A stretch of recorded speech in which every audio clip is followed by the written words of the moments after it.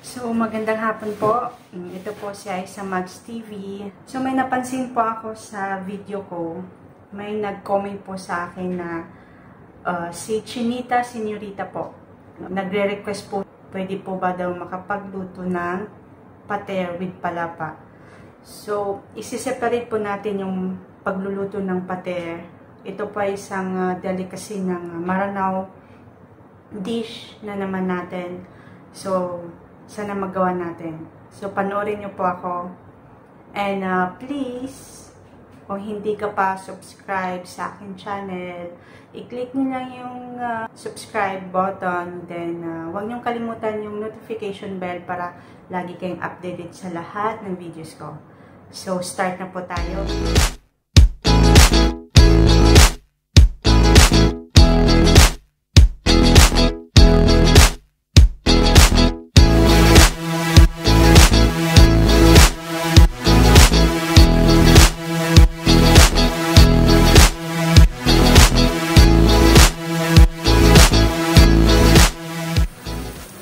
So, first po, gagamitin po sa paggawa ng pater is ang manok. So, ang gagawin po natin sa manok is pakukuluan po natin siya. Bali, lulutuin po siya.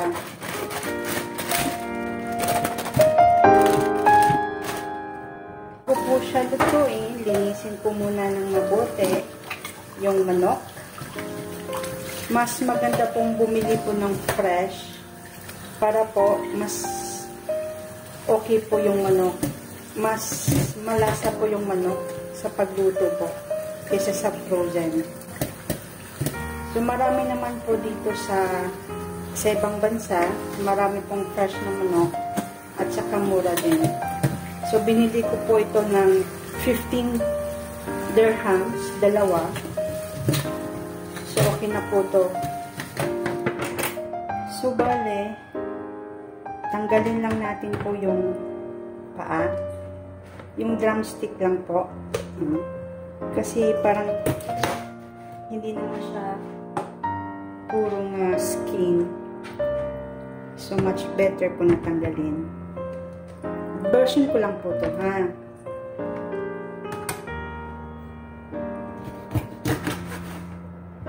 Ayan.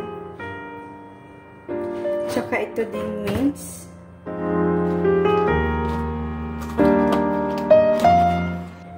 Hindi naman ito mawi-waste kasi nga pwede niyo pong prituin or isahog sa pansit or sa pansit bihon. So wala naman po tayong masyadong makukuha ng laman nito, kaya better po natanggalin na lang para sa paghimay-himay po ng manok hindi po tayo masyadong mahirapan. So, ito ding leeg niya, better na rin pong tanggalin.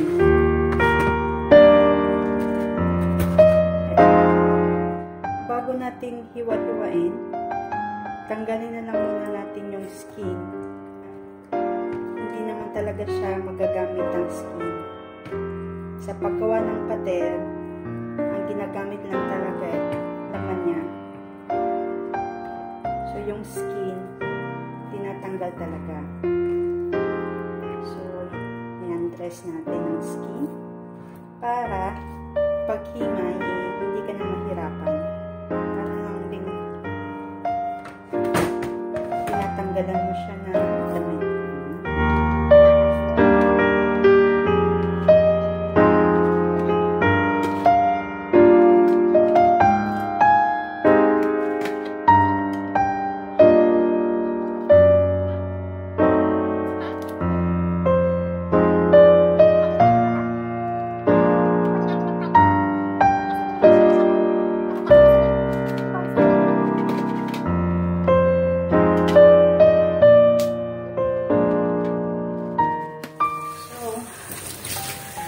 Tapos na, linisan lang ng mabuti. Yan.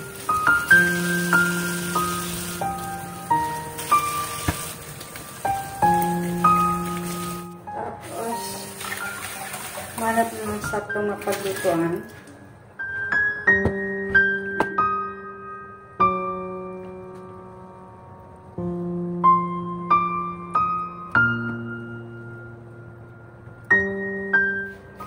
Lagyan lang po ng asin para may lasa po siya.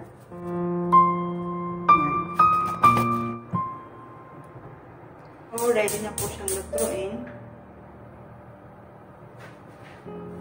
Hintay lang po tayo na matapos po siyang maluto. Saka po natin siya hihimay-himay. So, baliktarin po natin para po yung nasa taas maluto naman.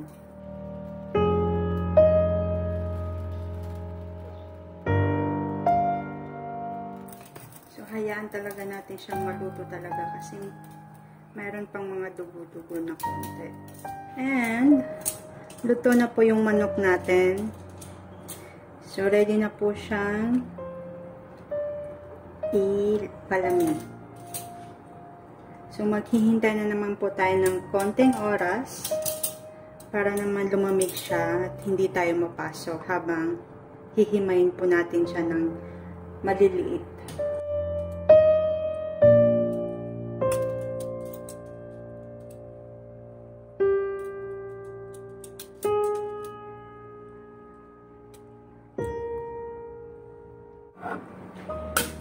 So, itatabi muna natin dito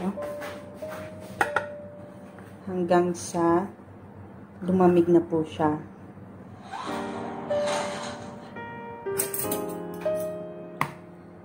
So, eto na po, malapit na po ako sa paghihimay.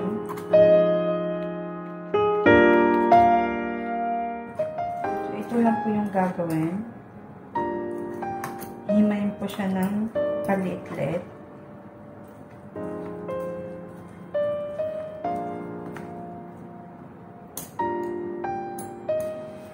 Pero pwede nyo po siyang kamayin. Okay lang din kamayin para mas mabilis. Kaso nga lang medyo mainit-init po siya. So, bago po kayo magkakamay, siguraduhin po natin malinis ang ating mga kamay.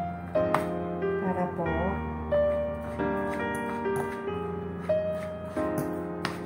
wala pong germs na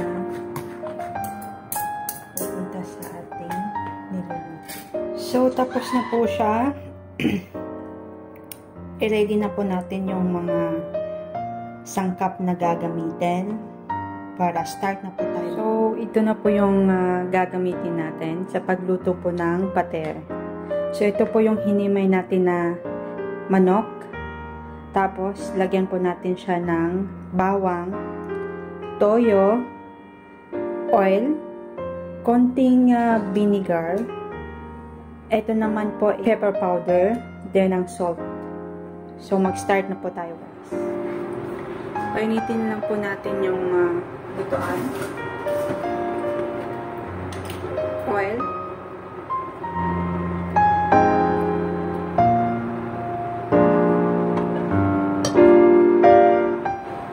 Then, ang garlic.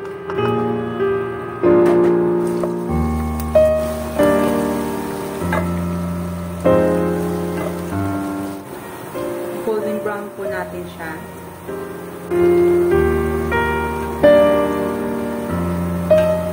Golden brown na po siya. Pinit po natin ilagay ang chicken.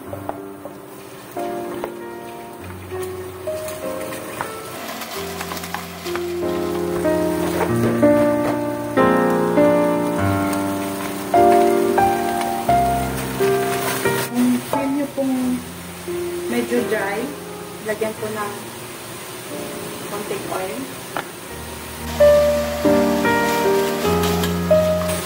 Haluin lang po natin siya.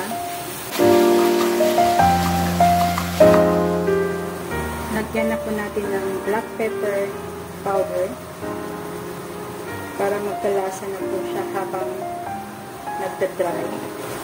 Konting asin. Yan. Konting asin lang dahil may toyo na siya. So, ganyan lang. Hahaluin mo lang siya ng hahaluin hanggang mag-dry na po yung chicken. At yun po ang kailangan natin para matawag siyang pater.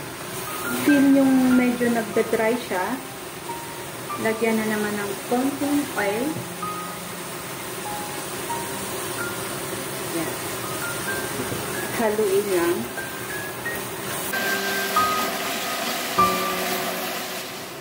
So, ito na po siya.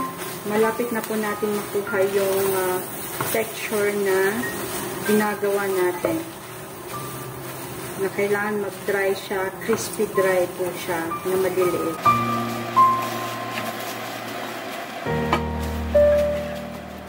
So, malapit na po siyang maluto, guys. Konting-konti na lang po.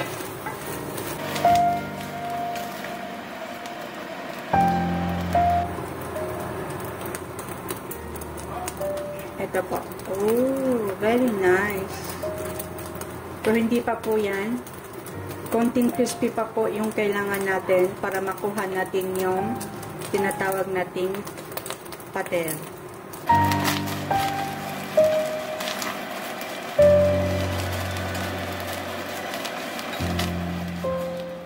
So, ito na po siya, guys. Luto na po siya. Yan. Yan po yung pater. So, hintayin na lang po natin lumamig na naman para ilagay na naman sa lalagyan. So, usually, aabot siya ng 1 month. Tapos, ilagay lang po siya sa ref para hindi po siya masira. Pero, yung pater po, matagalan po talaga siyang nasisira. Yung iba po nga mga 1 month to 2 months. Ito sa akin siguro 1 month, mauubos na. So guys, ito na po yung finished product natin.